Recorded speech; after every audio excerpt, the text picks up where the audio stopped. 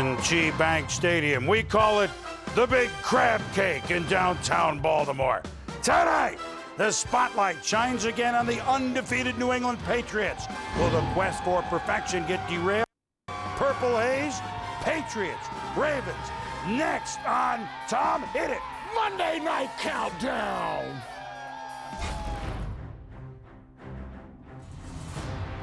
The pursuit of perfection is a long and arduous task, full of potential pitfalls.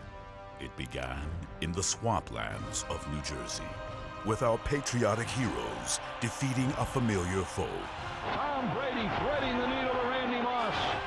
Yet their enemy's only focus was on the mad genius and his photographic funny business. The National League of Justice weighed in. I think the Patriots actually live by the saying, if you're not cheating, you're not trying. We don't know what actually is going on. We're just going by hearsay. But maybe we can get our ring back. Meanwhile, the most dangerous duo in the land marched on at record pace, vanquishing foe after foe after foe. Randy Moss, that was a thing of beauty. With their biggest threat defeated, voices from the past set out to downplay the team's accomplishments. I respect the Patriots if they do that, but right now, they haven't done that. Don't call me when you're in my town. Call me when you're on my block. With 5 games left, the perfectionist pursuit continues.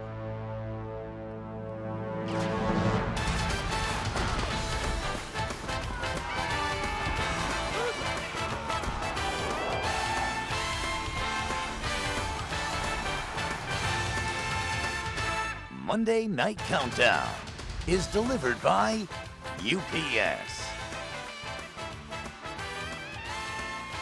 Monday Night Football heading to Charm City as Baltimore gets ready to take its chop at the unbeaten, who are they, Key? The Patriots. Tonight, can the underdog Ravens channel their inner harbor and pull off the upset of the season? To do so, they'll have to derail Tom Brady, ever dapper on and off the field. The Patriots already dressed for business, as is the man in the middle for the Ravens, Ray Lewis. Looks like a red carpet show in Hollywood, but it's not. It's Monday Night Football. And hello, everybody. Welcome to Monday Night Countdown. 90 minutes to get you ready for the greatest show in sports. No, not this show. We mean the Patriots and their pursuit of perfection. This show's not bad, though. Hi, everybody. I'm Chris Berman, along with Keyshawn Johnson, dapperly dressed, but... I can't let Tom Brady outdo me. Yeah, but what? No velvet? Not today. That was yesterday. Yesterday. Coach Bill Parcells with... That's quite a tie. Tie of the year. Tie of the year, man. They play overtime now, though, so we'll have to decide that. Tom Jackson, ever so it's a night to dress well. Chris Mortensen will be by shortly. A cast of thousands for Baltimore still to come, plus a pair of football legends. We've had some fun with them already before the show. From the undefeated Dolphins of 1972 in the studio, Bob Greasy and Mercury Morris, and their perspective should be a lot of fun. Tonight, we're featuring the music of one of the great rock bands in history, Led Zeppelin, and their new compilation album. All season long, the Patriots have left their opponents dazed and confused. Despite a scare from Philly last week, the song remains the same for the AFC East champs. This season might soon sound like a broken record, or at least a few of them, the way the Patriots are putting the points up there. If they average 23 a game for the rest of the year, which is modest, they'll break the single-season mark held by the '98 Vikings. The Patriots have also the touchdown record in sight. Right now, 12 shy of the 84 Dolphins mark of 70. And how about scoring margin? The record is plus 292, set by the 1942 Bears. New England, 35 points behind. So we're looking at the Patriots, guys, after one of their rare close calls, a 3-point win over Philadelphia at home. Do you think New England wants to make they don't need to. Do they want to make a statement tonight? I think their statement is 12-0. I really do. And every single week, there'll be a different statement.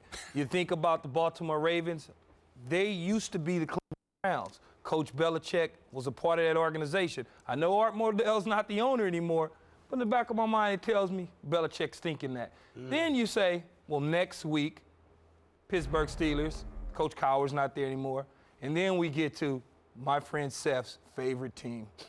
So every single week in the NFL, they're going to make a statement. I love the fact that they can make up something on the other 31 teams to, get motivation. It's a great thing. Look, I don't think that the mindset of the Patriots changes from week to week. They are out to crush you. If they can, they will do that. And I think what everybody wants to pull from that Philadelphia game is, boy, what did they do that we can do? Well, they played with confidence, and go to the Wizard of Oz. They played with a little courage. And if you got some courage, you need to show up and play New England. Well, everybody's been talking about this three-point game with Philadelphia like it was something bad. I mean, I think it's a good thing that the Patriots were involved in a game that involved a little pressure. They've only had two this year, the Colts and the Eagles. Against the Colts, they drove the ball twice for 2 touchdowns in the last 10 minutes to win. And against the Eagles, their defense made the play to win. So if I'm Bill Belichick, the players get a sense of that competition and that pressure like they're going to have in the playoffs. When you're up by 20 points, you're not feeling the pressure the same way as you do when you're up by 3. So I think that was a good thing for them. Interesting, the Colts that went 13-0 2 years ago had no nail-biters, and then they lost, and, of course, they lost in the playoffs. The Colts last year had a lot of nail-biters, and they felt it did them well. Well, the Patriots certainly want to play better than they did. That's their motivation last week. Wow, what's wrong with nothing? But if they roll up points on offense in the first quarter, it's going to be a long night for the Ravens. Now, let's head down to the land of Babe Ruth, Edgar Allan Poe, and Mel Kiper. That would be Baltimore. Those undefeated Dolphins of 72 got great play from backup quarterback Earl Morrall, who also starred in Baltimore. So, starring in Baltimore for Stu Scott tonight, our own Earl Morrall, Sal Paolantonio. Hi, Sal. Hi, Boomer. It is windy. It is chilly. Wind gusts are supposed to get to 50 miles an hour tonight with winds around 30 miles an hour. Emmett Smith, Steve Young of Sal Paolantonio still filling in for Stuart Scott. Stuart, get well soon. Let's talk about the New England Patriots. Last week, it was definitely a scare against the Philadelphia Eagles. The perception, though, tonight, guys, is this is a mismatch. Perception or reality, Steve? It is reality, and the problem is that the perception still around the league and around the country, I think, is that the Ravens have this awesome defense and that they might be able to give these guys a game. But the reality is that the defense is wounded, and they're not playing as well as they have in the past. They've got, especially earlier in the year and then last year. I think that this is a team that the perception is going to catch up to them today, and the reality is going to hit. You think that the Patriots are nervous about going undefeated.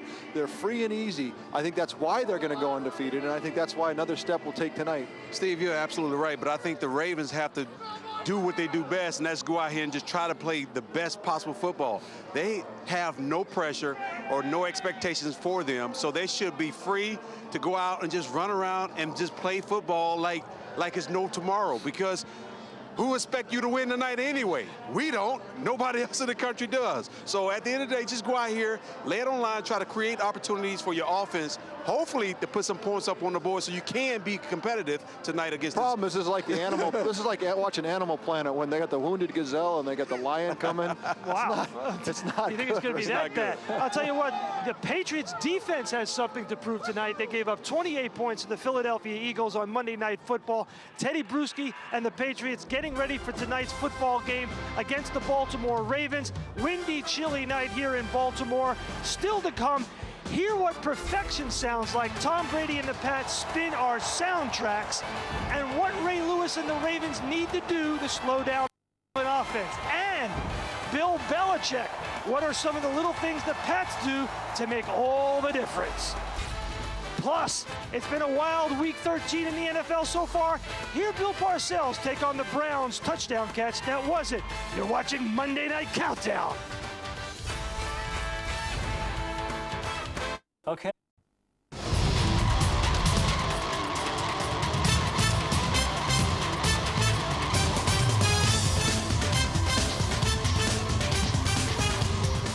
Monday Night Countdown, delivered by UPS. What can Brown do for you? And in part by Dick's Sporting Goods. Every season starts at Dick's. And Pirates of the Caribbean at World's End on Disney DVD and in high def, only on Blu-ray December 4th.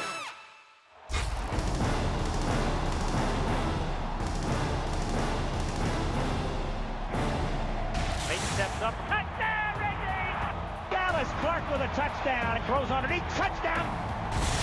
and it's going to be a touchdown. And the Giants take the lead. Adrian Peterson. Cuts back to the left. Touchdown. 15, 10, 5. Touchdown, LaDainian Tomlinson. It's caught. Touchdown, Tampa Bay. Makes the man miss. He's going to go all the way. Touchdown, Seahawks.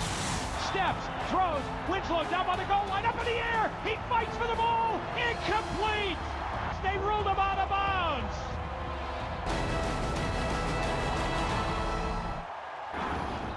Well, certainly some big statements made on the first Sunday in December, but certainly by some teams, by some players. What stands out to you, Coach? You look back at yesterday. Well, the last play of that Cardinal game against the Browns is something that stood out to me because when I first came in the league, the receiver had to get both feet down. There was no force-out rule.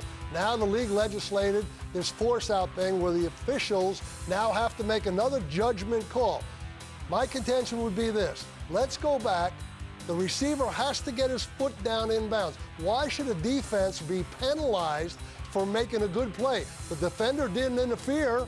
He just was playing through the receiver to the ball. He knocked him out of bounds. He prevented the receiver from doing what he's trying to do. Isn't that what you're supposed to do on defense? Try to prevent offensive players from doing what they're supposed to do? Let's not put it in the hands of the officials. Another judgment to make. Oh, he might have got it down. I'm not sure whether he got it down. If he doesn't get it down, there's no decision. It's incomplete. Said. Done. Hey. Go right to the Rules Committee. Yeah, Competition Committee. They'll think about it for a second. You're a receiver. You don't like that, do you? No, I don't like it at all. But for me, Sean Payton. I mean, I thought he figured it out by now that trick plays in games in this situations with 3 minutes to go in the game and another team with no timeouts, you're running, I guess, a double reverse. You hand the ball from the quarterback to a running back, and he flips it to a wide receiver. I don't know what Sean was thinking. Coach Parcells, I mean, I don't know. I'm Sergeant Schultz. I know nothing. He learned from you. I know nothing. But in all seriousness, it's not Reggie Bush's fault. It's the coach for making that call at that time in the game. You know, Key, what I took from yesterday, I looked at the biggest game on the board, and that was Jacksonville versus the Colts. And what I saw was the beginning of the final seeding for the AFC, which has been the dominant conference. And it's going to be New England 1, it's going to be Indy 2. They're going to get the week off when we go to the playoffs. And then at 3, it's going to be Pittsburgh or San Diego. Yeah, there's a 2-spot difference, 2-game difference right now between those two teams. But I have to keep in mind Pittsburgh is getting ready to play New England in New England next week. So I think that, you know, unless something changes, New England's going to be favored in that game. Two interesting teams in the AFC a little on down the food chain. You mentioned one of them, San Diego, and another one, Tennessee, seem to have righted their ship on only one win to actually play next week. That's a very interesting game, but I want to be the first one out there with it. We pounded him. The fans in Seattle have pounded him. I think Sean Alexander, he ran well yesterday, and part of the Seahawks win. I think you start to see the best that he's got. And if that's the case, Seattle becomes a very interesting 3-hole team in the NFC. We'll see.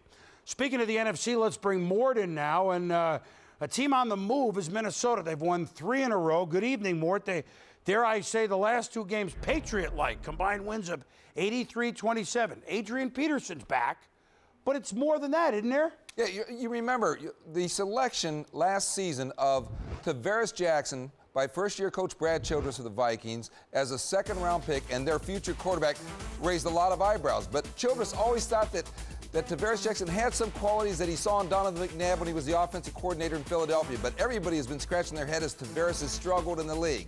But right now, he is on a streak during this 3-game win streak in which he's only thrown 13 incompletions out of 58 passing attempts. He's making plays with his feet. He's showing accuracy. He showed poise in New York, and that was a big measuring stick for Childress. And Childress actually went and got a tape of Donovan McNabb's second year in Philadelphia and watched it a few weeks ago and said, you know what? Tavares is okay. He's on track with McNabb, and that surprises a lot of people. If he finishes strong, by the way, people are going to say, okay, we're glad we passed on Brady Quinn and took Adrian Peterson. Well, that's a no-brainer now. But also, they may not have to go out and trade or sign for a big-time quarterback like a Donovan McNabb, Chris. Tavares Jackson may be their guy. Well, Childress was there on Andy Reid's staff helping tutor McNabb those early years, and so he ought to know. Another helping of Mort a little bit later on in the show. We got plenty to come. It's the heart and soul of their team. Tonight, what does Baltimore's defense need to do to help spring a monumental upset? And They are the only team to run the table. Two members of the undefeated 72 Dolphins join me to talk about the latest threat to their record. We'll be back.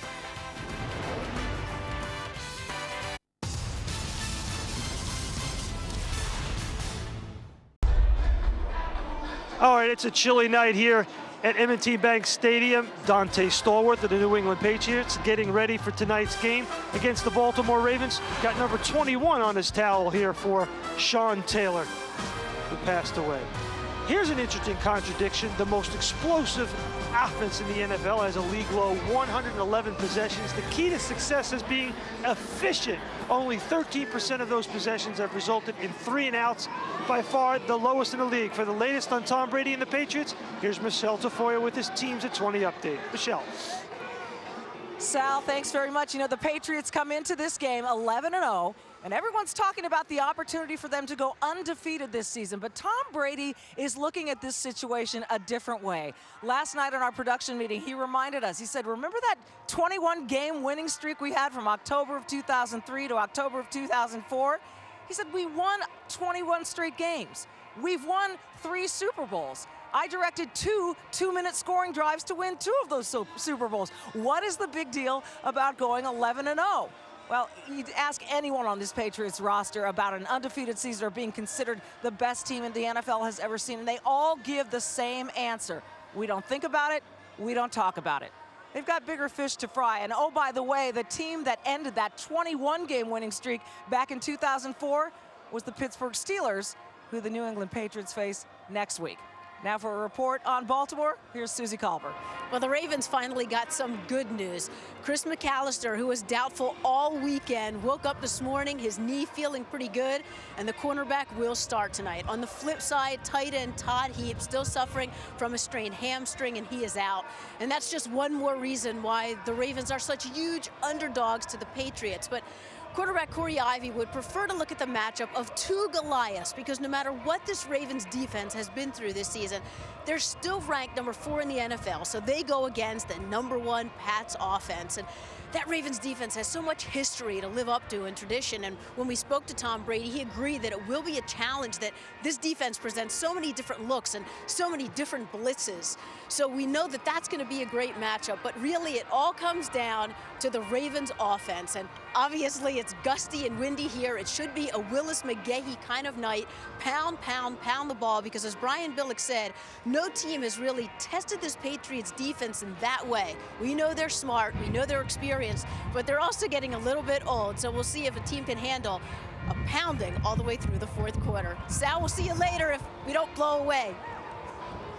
It's going to be a windy night. Thanks, Susie. Back in 1985, Monday Night Football in Week 13 was unlucky for the 12-0 Bears. The only franchise to run the table made sure Chicago would not join them in the history books. Dan Marino and the Dolphins won 38-24, but Mike Ditka's Bears would not lose another game all season long. Obviously, guys, we are focusing tonight a lot on the Patriots, but the Ravens, if they're going to have a realistic chance to win this game, Emmett and Steve, what do they have to do?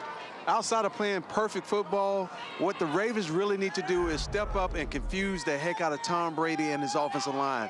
The same way the Arizona Cardinals surprised the Dallas Cowboys back in my day. The Arizona Cardinals jumped up with a 3-man line, defensive line. They had 2 linebackers, and they had 5 DBs on the football field. That totally confused the number of calls in terms of pointing out who's the most dangerous guy and starting that number count from that point on. That confused the offensive line, which made it very tough for us to run the football as well as have pass protection as well. You know, Emmett, it's not just about confusing them. The weather's going to help them a little bit. This wind's not going to be easy to play and throw the football, and that kind of mitigates some of the explosiveness maybe of the Patriots. And then you've got the issue with if Tom Brady forgets his shoulder pads, or maybe he missed pregame warm-ups or something like that. But other than that, this is a team that's 4-7, the Ravens, and you're not going to the playoffs. They've been hurt. They have a lot of pride on the defensive side of the ball. It's going to come down to what football is always about: physicality. Can you get in their faces and knock them down and make them back on their heels? That's a tremendous challenge that they have. And then can Kyle Bowler, because if the defense does everything tonight, they still cannot not win this football game unless Kyler Bowler grows up and somehow becomes a known quantity by making a big game victory right here. Well, he doesn't have to grow up. All he has to do is protect the football. No, he needs to expand on that, Sal. He has got to throw the football in the end zone and score some touchdowns and lead this team to victory. When we come back on Monday Night Countdown, Steve and Emmett, you know, the win is going to be a big factor, obviously. The defenses are ranked third. And then, of course, you've got Don Shula and those Miami Dolphins against the Washington Redskins. We all remember them. Coming up, Bill Belichick.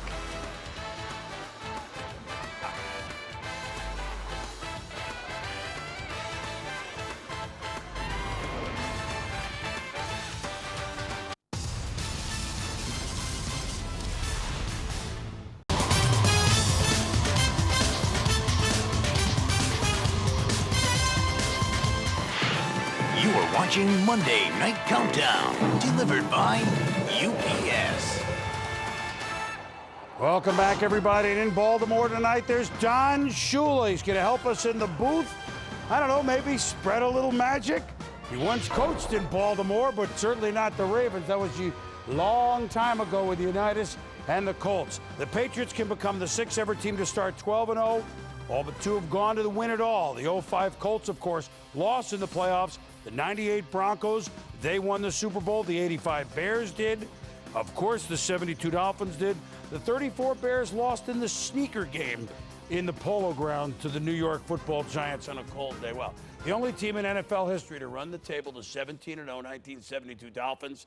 The Hall of Fame quarterback Bob Greasy and 1,000-yard rusher Mercury Morris. Join us in the studio, fellas. Welcome to a chilly December evening. I wonder if Shoes was going in to wish Bill Belichick good luck for the night's game. I'm sure he was. What do you think? He knows where the locker rooms are. I'm sure he was. 72 Dolphins. You look back at it.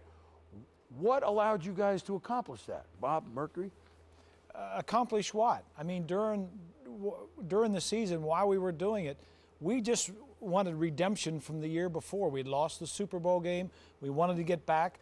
I got hurt in the fifth game. Earl Morrow came in and took over and did a great job. But we just wanted to get back and win something that we had lost the year before. It wasn't about going undefeated.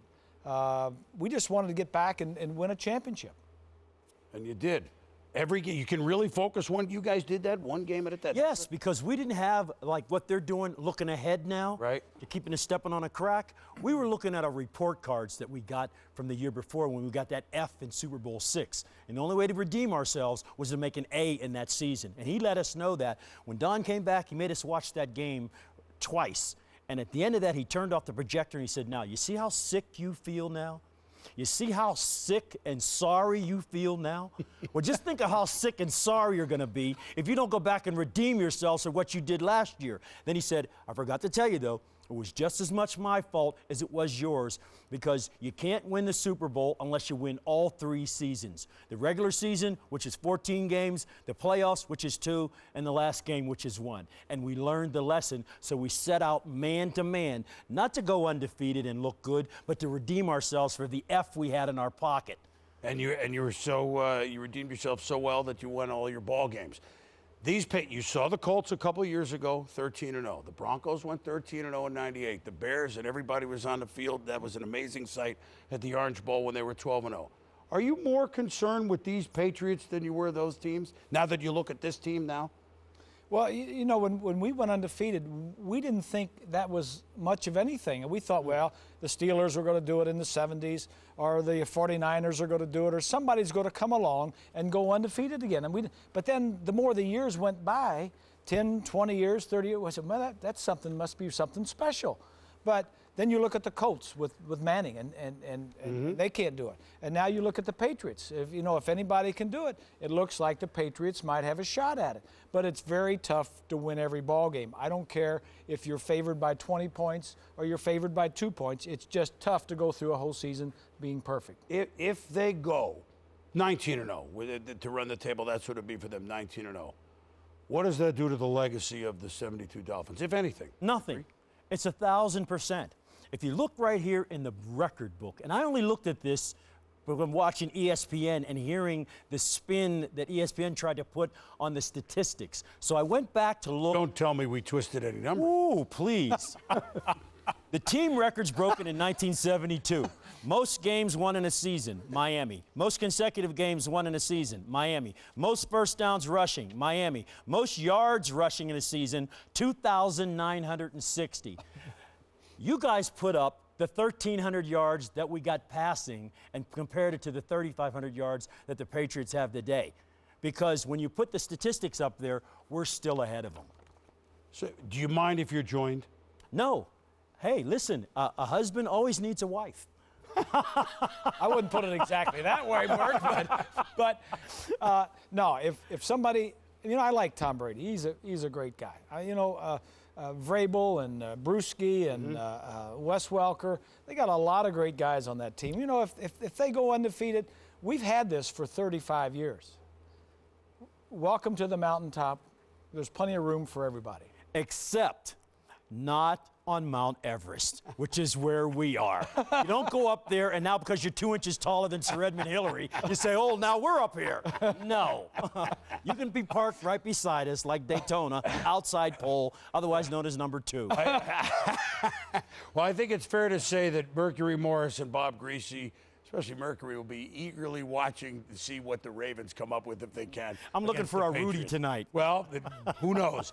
And, of course, they also play the Dolphins in a couple of weeks. You're looking for the opposite Rudy, but that's another story. We'll see you guys a little bit later on the show. Coming up here on Monday Night Countdown, a rare glimpse at the most feared team in football, Tom Brady and the Patriots spinning our soundtracks. More good times than bad. That's for sure.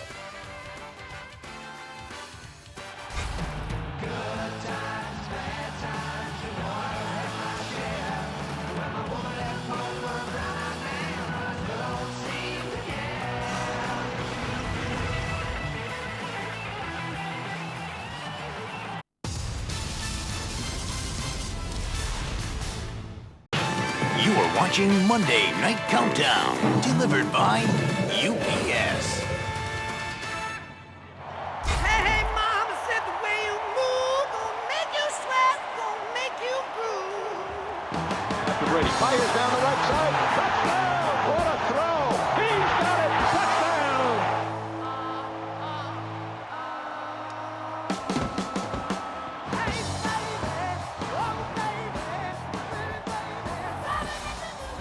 Led Zeppelin. Well, Tom Brady's been putting the lead out, that's for sure. Records that Tom is on pace to break this season. Completion percentage. He's ahead of Kenny Anderson's mark at 1982. And 3 records held by Peyton Manning. Brady needs 10 more TDs to tie Peyton's 49. Passer rating and touchdowns to interceptions. Peyton's record is plus 39. Brady, with 39 TDs and 4 interceptions, is at plus 35. Look, this is as high a level as you can play at quarterback. How does he do it? What hits you the most, Bill? Well, he's got 6 years of experience now. And here's what's happened. New England's in this spread offense, I would say 85, 90% of the time. So the defenses are deploying their players. They have to deploy players to cover and spread out and cover the wide receivers. Now, that's not abnormal, but what it's done is restricted the ability of the defenses to play multiple fronts against New England. Usually you see a 4-man front or a 3-man front, and there's not much variance in that the quarterback has to deal with because the rest of the players are deployed on the perimeter. As a result, Brady, with his experience and working with his receivers, has seen these defenses over and over and over again. He's got his reads perfectly. He knows his protection. So no matter what they do, he's equipped to cope with it. And that's why you're seeing such premium execution on the part of Tom Brady. Coach, I think the other thing that he does is the way he handles pressure, whether it's real or perceived. And against Philadelphia, we saw a lot of real pressure, but he is focused, his eyes are down the football field, and he's as accurate as anybody you will ever see or has ever played this game when he's under that pressure. Who to compare? Well, watch Kyle Bowler tonight when he's under pressure from the New England Patriots, because that's the other end of the spectrum. So when you watch Tom Brady and how calm he is, and watch Kyle Bowler and see there's something else, Keith. Everything you guys are talking about is totally correct from a football standpoint, but I look at his beginnings. I look at the beginning of his career when he was humble, when he replaced Drew Bledsoe.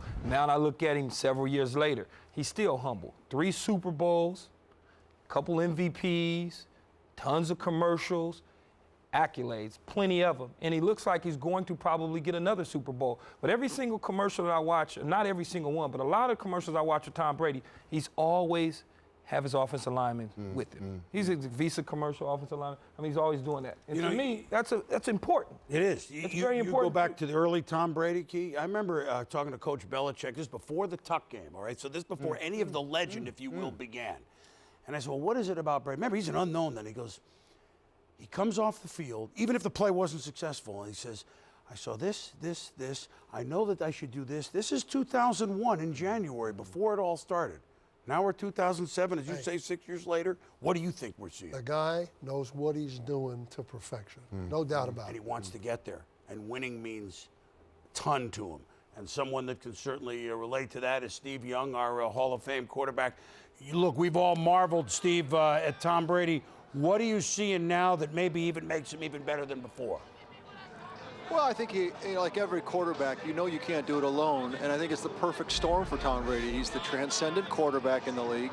He's got the transcendent coach in the league right now. He's got the transcendent receiver in Randy Moss. No matter what you think about Randy Moss, he is so difficult to cover. It puts people on their heels, and then no one has had the protection that Tom Brady has had since I saw 2000 with Kurt Warner and the Rams. I mean, this is as good as it gets for a quarterback, and when you're that good and you get all those things coupled around you, it is like shooting fish in a barrel in many ways, and I think that's why Tom has taken advantage of that and really kind of pressed it to the wall, just like his coach is doing, and they've been able to, I think, enable a lot of players to play even better than they are, like Wes Welker. Steve, you're absolutely right. What I've seen in Tom Brady is this guy has mastered the quarterback position.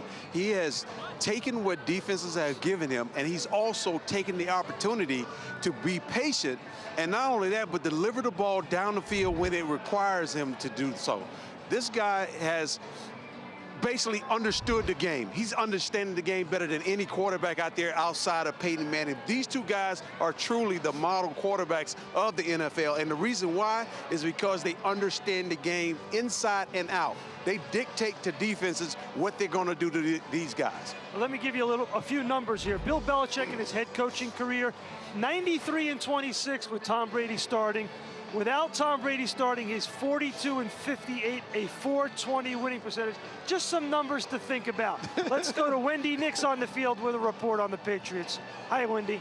Hi, Sal. You know, there was a lot of talk this week that the Eagles had found the blueprint to successfully attacking the Patriots. Philadelphia blitzed early and often, and for the most part, they were able to contain Randy Moss. When asked if the Eagles had found the answer, safety Rodney Harrison asked, "What's our record?" The answer, of course, 11-0. Okay, then he said, if that's the blueprint, I say keep bringing the blueprints. The bottom line, Harrison said, is that we can look at last week against the Eagles, make the necessary adjustments without having to learn from a loss, and in the end, Sal, it will serve us well. Definitely one of the biggest misconceptions out there, that there's a blueprint. Coming up, the Patriots offensive line can protect, but they also could take aim at a different kind of target, which lineman makes us quiver. Pats Ravens, Monday Night Football. Let's go make some news.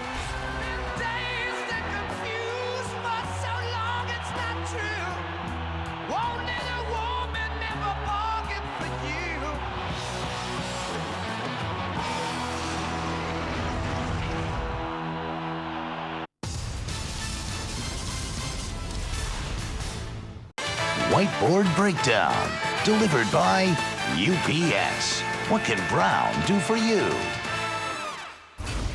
Welcome back, everybody. Now tonight's UPS Whiteboard Breakdown. And Tommy, we were talking Tom Brady. Peyton Manning against the Jags yesterday. Well, another future Hall of Famer. And you have to flash back a couple of years when the MO on Peyton Manning was if you could force him to move his feet, then you got a less effective quarterback. Now, Peyton Manning obviously put in the time, the energy, the effort. I think that's part of what makes him great.